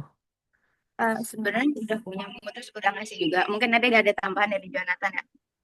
Menurut kami kayak ini karena uangnya tuh kebanyakan, bukan kebanyakan emang lebih banyak tuh dari biaya PMW atau ya dari jadi uang pribadinya itu modal pribadinya tuh lebih dikit. Jadi kayak misalnya modal PMW-nya ini udah habis kan, jadi kita nanti timnya bakal yang pakai uang dari timnya untuk ngembangin lagi. Nah takutnya nanti misalnya dari timnya ternyata modal dari pribadinya kurang cukup, jadi kayak kemungkinan untuk bisnisnya mungkin makin lama. Kena tambahan dari Jonathan. Ya, sebenarnya untuk aspek finansial itu sudah dikasih laporan konsolidasinya, tapi untuk saat ini pendapatannya tuh emang dari modal PMW gitu, belum ada pendapatan secara operasionalnya. Eh, ya sih mungkin itu aja, Bu.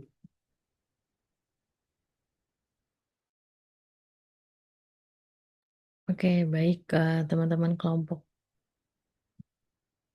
4 ya.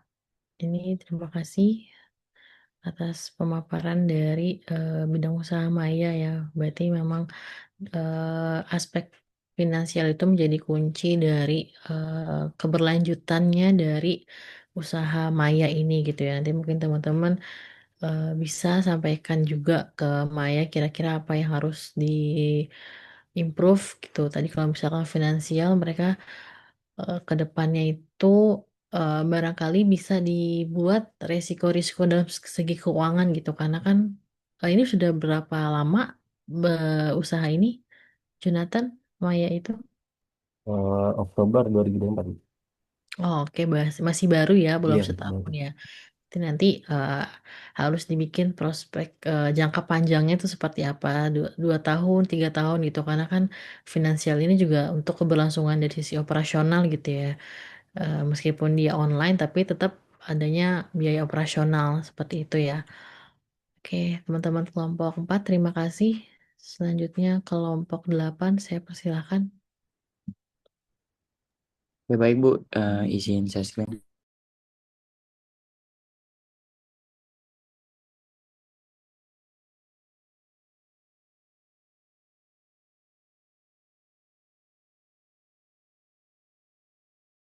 Oke, Assalamualaikum warahmatullahi wabarakatuh. Kami dari kelompok 8 Business Intelligence ingin memaparkan aspek lingkungan yang sudah kami analisis dari UMKM CV Apparel Motor. Next.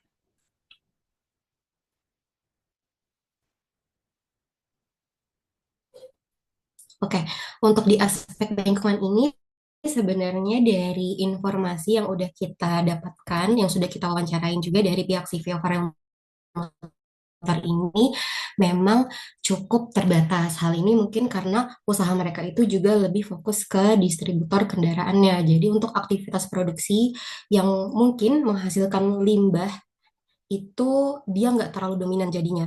Nah, walaupun begitu, kami telah menganalisis hal-hal yang masih relevan terhadap aspek lingkungan ini.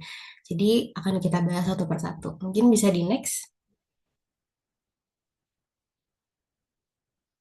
Oke, yang pertama kita akan bahas di aspek emisi kendaraannya. Jadi untuk si Via Motor ini, mereka itu masih menjual beberapa kendaraan yang mengeluarkan asap, terutama itu kayak dari jenis motor-motor yang jadul gitu. Nah, jadi motor-motor kayak gini tuh masih dibilang cukup banyak peminatnya di sekitar wilayah garasi si Via Motor ini. Jadi secara teknis, emang sebenarnya dari hasil penjualan motor-motor sejenis itu menghasilkan lebih banyak asap karena sistem pembakarannya itu dia jauh berbeda. Gitu. Next. Oke, baik. Masih melanjutkan soal emisi kendaraan terkait perhatian terhadap emisi atau asap dari motor-motor tersebut. Sejauh ini belum menjadi fokus utama bagi pihak Ova Royal Motor. Hal ini karena motor sejenis itu justru sedang kembali tren dan di kalangan pencinta motor modifikasi. Jadi selama motor tersebut masih layak dan sesuai kebutuhan pasar atau masih memberi keuntungan, Ova Royal Motor tetap ambil. Next. Nah, kemudian untuk transisi motor listrik sendiri saat ini CV Ova Royal Motor ini sudah mulai menjual motor listrik sebagai salah satu bentuk penyesuaian dengan perkembangan tren kendaraan ramah lingkungan.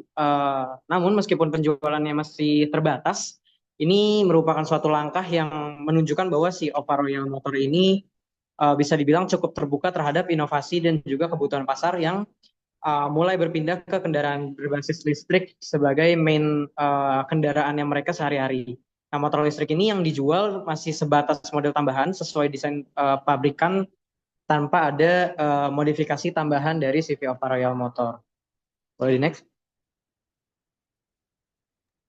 Oke, izin melanjutkan terkait dari transisi motor listrik. Nah, terkait kemungkinan untuk menjual kendaraan-kendaraan listrik yang dimodif itu sejauh ini dari pihak CV Alfa Royal Motor itu belum ada permintaan khusus ataupun emang belum ada trennya gitu.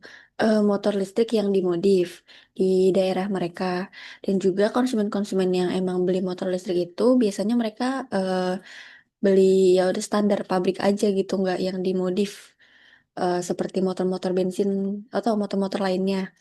Terus hal ini tuh tapi nggak menutup kemungkinan kalau nantinya di masa depan akan ada atau akan muncul pasar untuk motor listrik yang dimodif. Eh, Sering berjalannya tren otomotif yang terus berkembang juga. Boleh next? Oke, baik. Cukup mungkin dari teman-teman ada pertanyaan sejauh ini.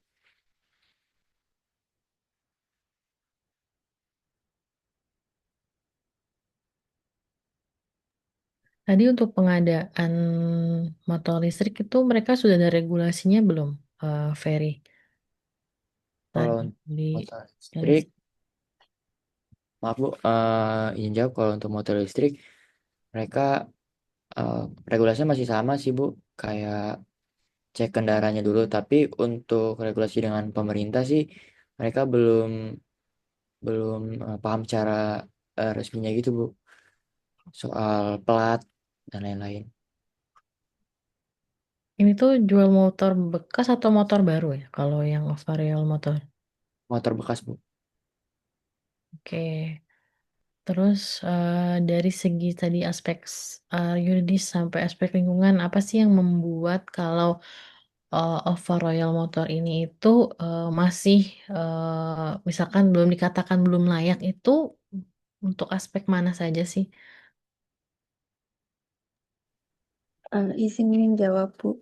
Kalau menurut kelompok kami, aspek yang masih harus dikembangin lagi itu ada di aspek apa namanya finansial. Kenapa? Karena kan kemarin sempat yang wawancara itu mereka jawabnya untuk pembukuan segala macam tuh mereka belum ada gitu loh. Jadi kayak emang nggak ada sistem yang secara apa pembukuan mereka tuh nggak dicatat secara sistematis gitu. Terus juga sama yang aspek manajemen operasional aspek manajemen organisasi. Kenapa? Karena kalau apa namanya dari hasil wawancara juga kan yang kita tahu tuh si ownernya emang masih turun tangan gitu ngurusin segala macamnya. Jadi nggak apa namanya jadi masih cross job desk gitu sih Bu. Mungkin dari teman-teman ada yang mau nambah. Iya menambahkan emang benar sih Bu dari waktu kemarin kita presentasi di aspek manajemen organisasi itu si overall motor ini masih dibilang kurang karena kita lihat aja dari Instagramnya dan lain-lain itu mereka masih bosnya sendiri yang turun tangan terus kayak operasionalnya, administrasinya bahkan untuk sistem COD-nya pun lebih sering bosnya sendiri yang langsung turun tangan Bu. Kurang karyawan atau SDM-nya seperti itu ya. Mungkin iya sih Bu. Oke, teman-teman yang lain dari kelompok 8 ada yang mau menambahkan lagi atau sudah cukup? Mungkin saya mau nambah sedikit soal sebelumnya kan disebutkan untuk limbah ya. Emang sebenarnya tuh dari si Vevera motor itu dia memang nggak ada limbah secara langsung Bu. Cuman kan ini lebih ke ini ya, dia tuh modifikasi kendaraan gitu. Dia tuh pasti ada lah mungkin kayak limbah-limbah kayak debu atau logamnya. Nah, secara penanganan mungkin yang sebelumnya dibilang sebelumnya kita sudah kita wawancarai memang dari si Vevera motor ini mereka belum ada penanganan limbah yang khusus dan terus terstruktur karena regulasi-regulasi juga yang kurang gitu Bu. Itu lebih ke pokoknya limbahnya ya lebih limbah-limbah yang kecil gitu Bu, bukan kayak industri besar-besar otomotif lainnya. Seperti itu Bu. Kalau misalkan usahanya sejenis yang kira-kira sudah memenuhi atau apa namanya sudah oke nih dalam bidang otomotif gitu. UMKM apa sih kira-kira yang OVA Royal Motor itu berkacanya gitu? Tahu nggak teman-teman? Sudah maksudnya pernah sempat nanya nggak gitu? Itu sih kita belum sih Bu buat nanya sampai situ. Oke, itu ada yang bertanya di room chat, mungkin bisa ditanggapin teman-teman.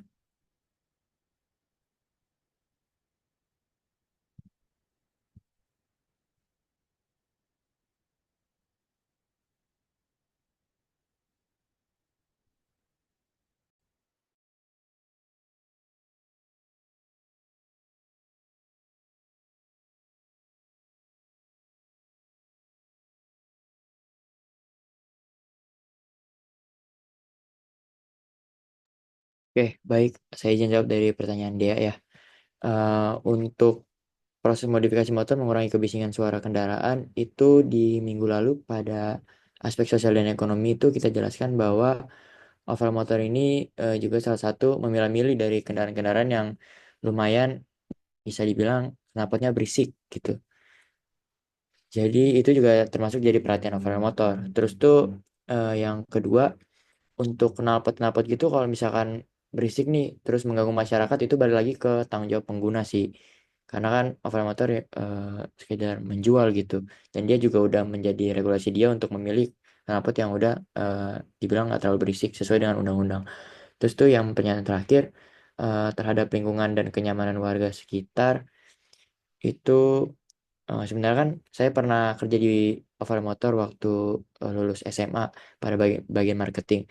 Nah, selama saya di sana itu emang kenyamanan warga itu emang jadi adat suatu tempat sih, nggak harus di sekitar Oval Motor, tapi di semua tempat mungkin kalau udah tahu waktu jam 10 malam gitu, jam 9 malam itu mungkin lebih ke kesadaran diri masyarakat sih. Gitu.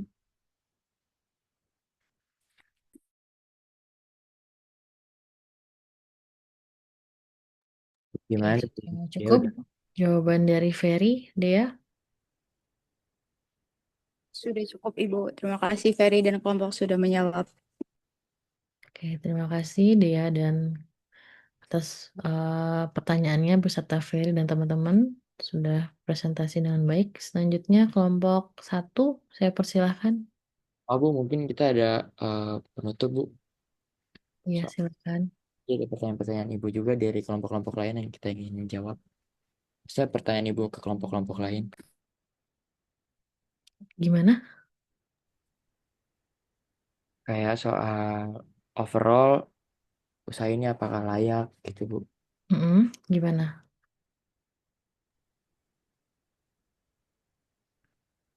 Ya, jadi izin nyambung ya, Bu.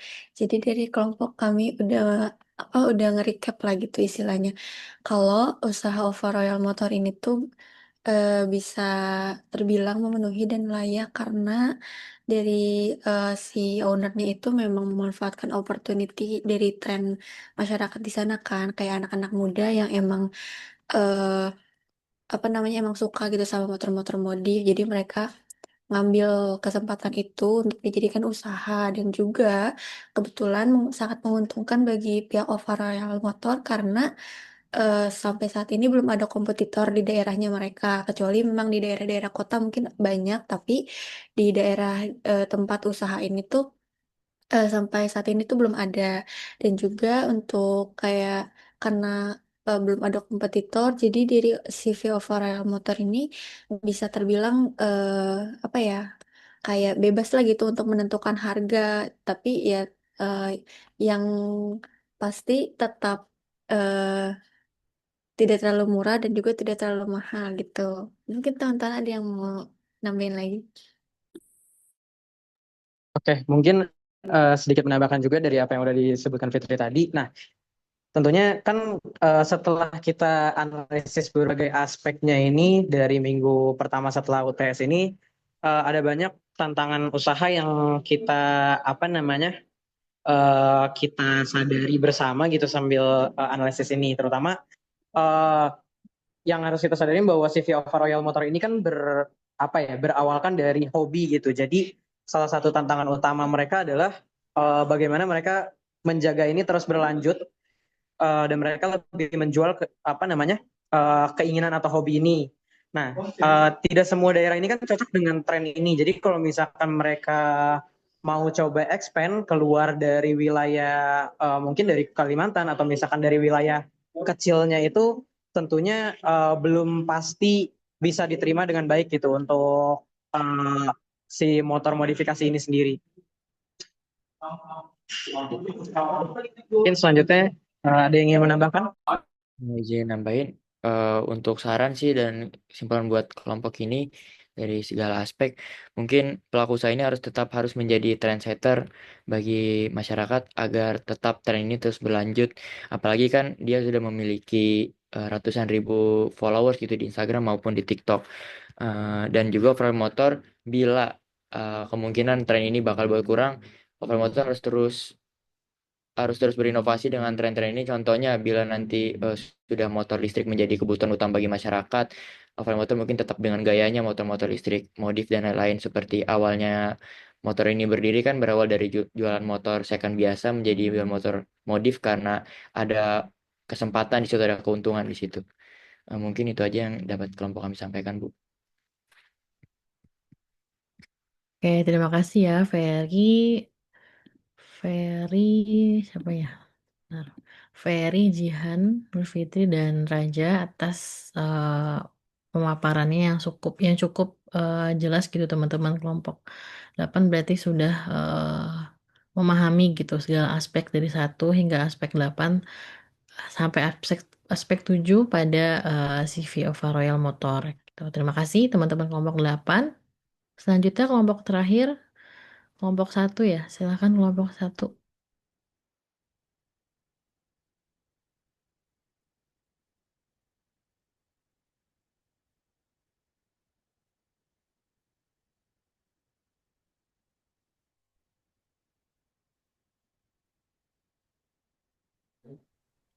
Assalamualaikum warahmatullahi wabarakatuh. Selamat siang, Ibu Filza dan teman-teman semuanya.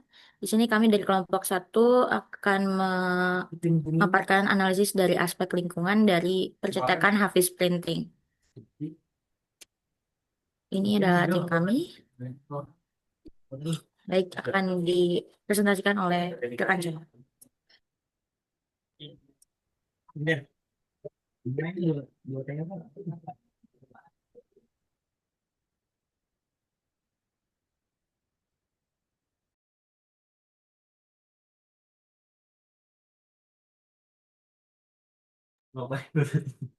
Oke, jadi mungkin ada kendala untuk analisis lingkungan di sini terkait pengelolaan limbah. Habis Printing menangani limbah percetakan seperti tinta bekas, selongsong dan juga kertas bekas dengan menyerahkannya kepada pihak luar yang memang khusus mengambil dan mengelola limbah tersebut. Dulu ini karena volume produksinya masih tinggi ya, jadi limbahnya yang terkumpul itu juga cukup banyak sehingga bisa dijual dalam jumlah yang besar. Namun untuk saat ini volume limbah itu jadi berkurang karena produksi yang berkurang juga, sehingga dikelola dalam skala kecil yang mana tidak terlalu menimbulkan pencemaran, tapi justru jadi bingung juga untuk dialihkan kemana. Jadi untuk limbah-limbah ini sekarang masih menumpuk di Hafiz Printing seperti itu.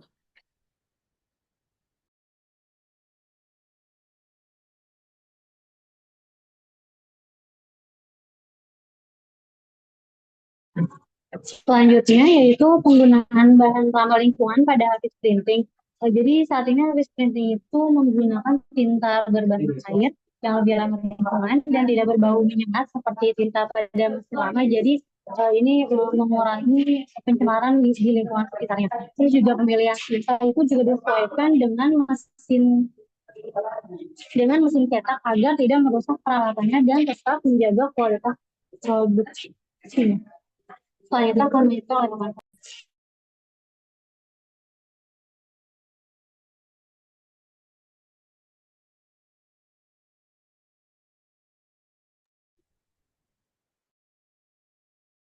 Baik, yang selanjutnya, sebelumnya apa? Suara saya terdengar?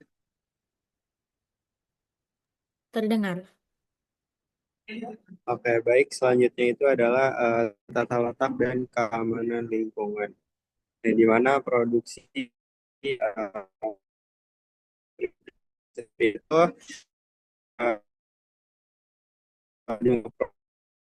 fungsinya di lantai 3 dan di lantai 1 itu dipergunakan untuk menerima tamu dan juga desain. Lalu pemisahan ruangan ini membantu untuk menghindari potensi pencemaran langsung terhadap lingkungan sekitar. Di mana meski belum memiliki sertifikat ramah lingkungan, usaha ini belum pernah menerima komplain dari cukup aman dan operasionalnya. Boleh di next.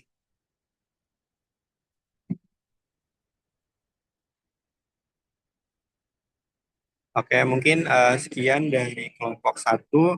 Bila ada pertanyaan, itu boleh banget untuk raise. Ya.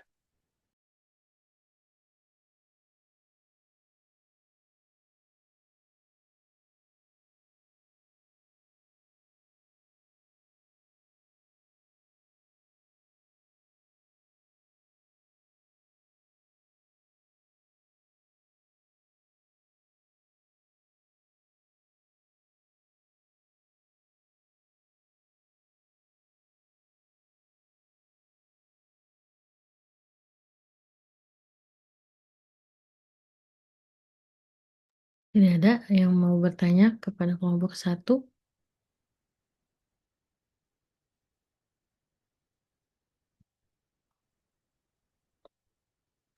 Mungkin saya mau bertanya dengan kelompok 1.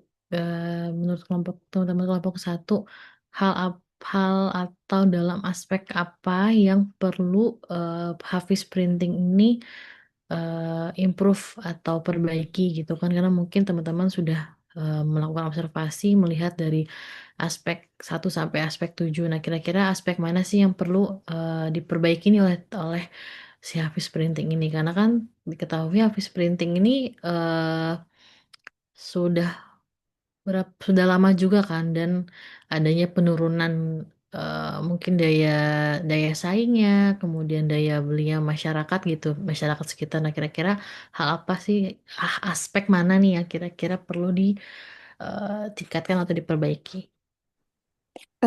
Izin jawab Ibu, maaf. Untuk mungkin yang harus diperbaiki itu dari aspek pasar, bisa jadi karena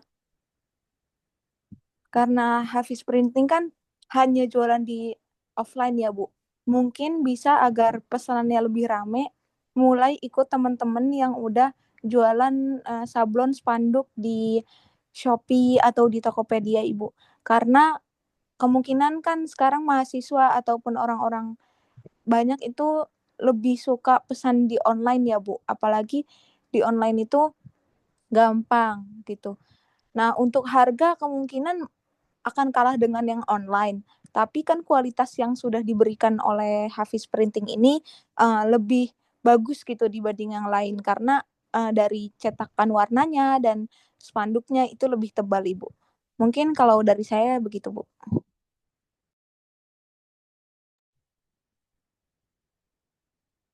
Teman-teman dari kelompok 1 ada yang mau menambahkan lagi? Izin menambahkan Ibu, menurut saya setuju banget dengan Nirmala tadi kalau misalnya Hafiz Printing perlu memerhatikan lagi terkait aspek pasarnya karena sekarang semakin berubah namun Hafiz Printing masih pada di zaman yang katanya itu mereka selalu mengulang-ulang pada saat COVID itu tokonya itu masih sepi yang printing di daerah sana sehingga semakin lama semakin banyak kompetitor. Nah, tapi Hafiz Printing ini malah tetap percaya dengan hal-hal maksudnya yang sudah lama mereka pegang tanpa ada inovasi barunya seperti itu Ibu. Jadi untuk aspek pasar itu menurut saya yang paling penting untuk diperbaiki kembali dan juga ditingkatkan. Namun ada aspek-aspek lain yang perlu ditingkatkan kembali. Itu mungkin salah satunya dikarenakan aspek pasar dan juga produksi yang menurun, tapi hal lainnya jadi nggak kepegang seperti tadi itu ada aspek lingkungannya Ibu yang mana itu limbah-limbahnya menumpuk walaupun limbahnya sedikit tapi semakin lama juga bingung untuk disalurkannya kemana mungkin dari Hafiz Printing ini perlu memastikan lagi ini kira-kira bisa disalurkan kemana gitu. Terus sama mungkin cukup sih Bu. Dari teman-teman ada yang mau ditambahkan lagi? Eh, saya mau nanya lagi. Terus hal dalam aspek apa yang membuat si Hafiz Printing ini tuh bertahan gitu? Karena kan mungkin dari apa namanya sudah digitalisasi dan percetakan mungkin saya kurang tahu ya apakah sudah tadi kan kalau Akna sampaikan itu mereka cenderung flashback ke belakangnya karena COVID gitu ya. Nah, apa sih yang membuat Hafiz Printing itu bertahan sejauh ini gitu? Aspek mana yang kira-kira membuat mereka bertahan? Izin jawab Ibu. Untuk aspek yang membuat mereka bertahan kemungkinan besar itu di aspek finansial dan manajemen operasional. Karena mereka biasanya mengerjakan pesanan dari percetakan-percetakan kecil yang tidak punya mesin untuk menyetak gitu ya Bu. Jadi mereka membantu, maaf Bu, bukan manajemen operasional tetapi ke sosial dan finansial gitu. Mungkin finansialnya masih stabil Ibu, belum terlalu turun banget. Cuma dari aspek sosialnya ini membantu mereka juga walaupun bukan mereka yang walaupun mereka juga membantu orang lain tetapi dia juga terbantu karena pemasukannya paling besar itu dari percetakan-percetakan kecil yang tidak mempunyai mesin, Bu. Mungkin sekitar memesan sekali pesanan itu misal 10 panduk atau berapa belas spanduk gitu, Ibu. Terima kasih. Oke, berarti mereka ya silakan. Izin menambahkan, menurut saya salah satu aspek yang bikin Hafiz printing bertahan sampai sekarang itu salah satunya aspek teknisnya karena dari lokasinya itu yang strategis di pinggir jalan raya, terus juga proses produksinya itu berjalan sistematis mulai dari pemesanannya, pengecekan file, terus persetujuan pelanggan, produksi hingga finishingnya. Terus juga mesinnya itu dirawat dengan baik dan masih berfungsi dengan baik gitu meski sudah digunakan sejak 2011. Jadi karena aspek teknis yang baik itu Hafiz Printing memiliki sistem kontrol yang kualitasnya itu terjaga secara manual tapi efektif. Itu terbukti dengan minimnya komplain dari para pelanggan. Oke, ada lagi? Mungkin dari yang lain. Mungkin teman-teman kelompok 1 bisa menjawab pertanyaan dari Arum. Arum bertanya di room chat. Sebelumnya suara saya kelihatan ya. Sekarang banyak lagi. Ya, Aryo dan Fikri. Ada banyak. Oke, untuk menjawab pertanyaan dari Rano, apakah habis printing itu ada kerjasama dengan komunitas daur ulang kayak kertas bekas dan atau yang lain-lainnya? Jawabannya itu pas kemarin kita wawancara sih pihak mereka nggak nyebutin secara spesifik kerjasama sama komunitas daur ulang atau tidak, tapi mungkin untuk kedepannya mereka ingin kerjasama, tidak. Tapi sekali lagi untuk aspek yang pasarnya itu harus dibenahi dulu supaya bisa juga aspek yang kalau untuk jawaban singkatnya untuk sekarang belum ada kerjasama ke komunitas daur ulang seperti itu, Arung. Kita menjawab sudah jelas itu. Sudah terjawab, terima kasih. Oke, terima kasih teman-teman kelompok 1 atas pemaparannya. Terima kasih juga untuk teman-teman semua dari kelompok 1 hingga kelompok 8 telah memaparkan aspek yuridis hingga aspek lingkungan gitu. Berarti nanti semoga di video YouTube-nya sudah lengkap pemaparan dari teman-teman ditambah dokumentasi, kemudian pemaparan lengkapnya terkait aspek-aspek yang sudah teman-teman lakukan observasi seperti itu. Mungkin karena sudah mau jam 3 juga, khawatir teman-teman ada kelas lain gitu ya di penghujung hari ini. Mungkin saya mau absen terlebih dahulu absen lagi karena di sini jumlah mahasiswanya ada 33, tapi terakhir ada 26 atau 25, entah ada yang join atau ada yang keluar dari Zoom gitu, saya nggak tahu ya karena saya juga belum tutup kelasnya gitu. Mungkin saya coba cek lagi ya teman-teman. Barangkali ada yang tadi terlewat juga. Yeni masih on Zoom ya nih. Hadir Ibu. Siti Nurella ada. Hadir Bu. Ada Fikri. Ferry ada. Hadir Bu. Syifa Aulia. Hadir Bu. Raniah Kamila. Hadir Bu. Diana sakit. Arum. Hadir Bu. Robit Ali. Hadir Bu. Raja Raffi.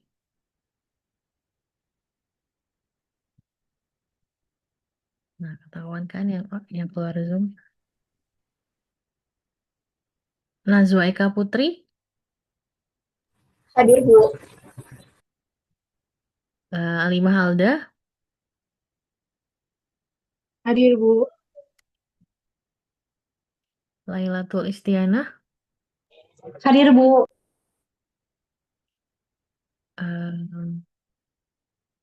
Romanus Mando. Hadir Bu. Kaila.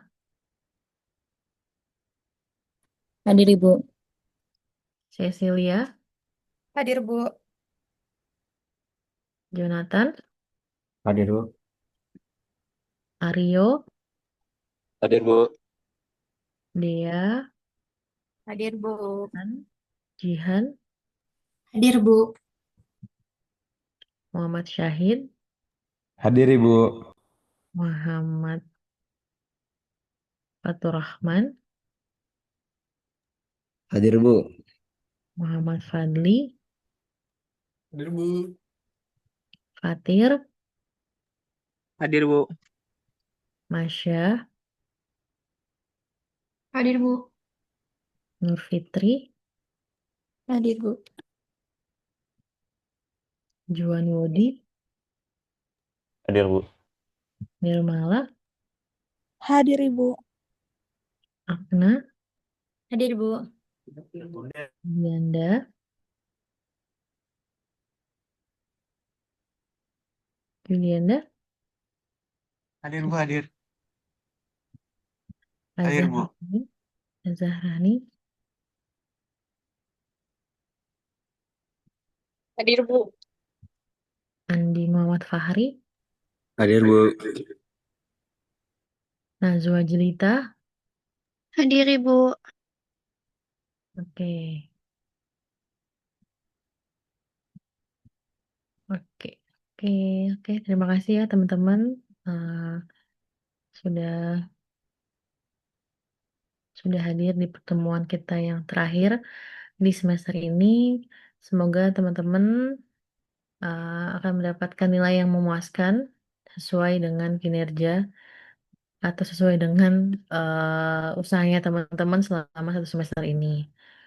Terima kasih juga sudah berpartisipasi selama di kelas maupun di online gitu ya, meskipun ada beberapa yang off cam, ada yang beberapa keluar Zoom, seperti itu, ada yang kurang aktif, tapi saya juga sudah punya nilai dari masing-masing teman-teman semua.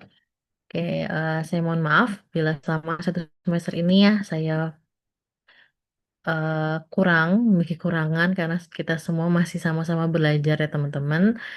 Jadi sampai ketemu kalau semester depan kita masih diberi kesempatan untuk bertemu. Terima kasih teman-teman semua. Saya cukupkan ya. Wassalamualaikum warahmatullahi wabarakatuh. Terima kasih. Waalaikumsalam. Terima kasih Bu. Terima kasih, Bu. Terima kasih, Bu. Terima kasih Bu. Terima kasih, Bu. Maaf, tak salah. Sama-sama. Sehat selalu ya. Yuk.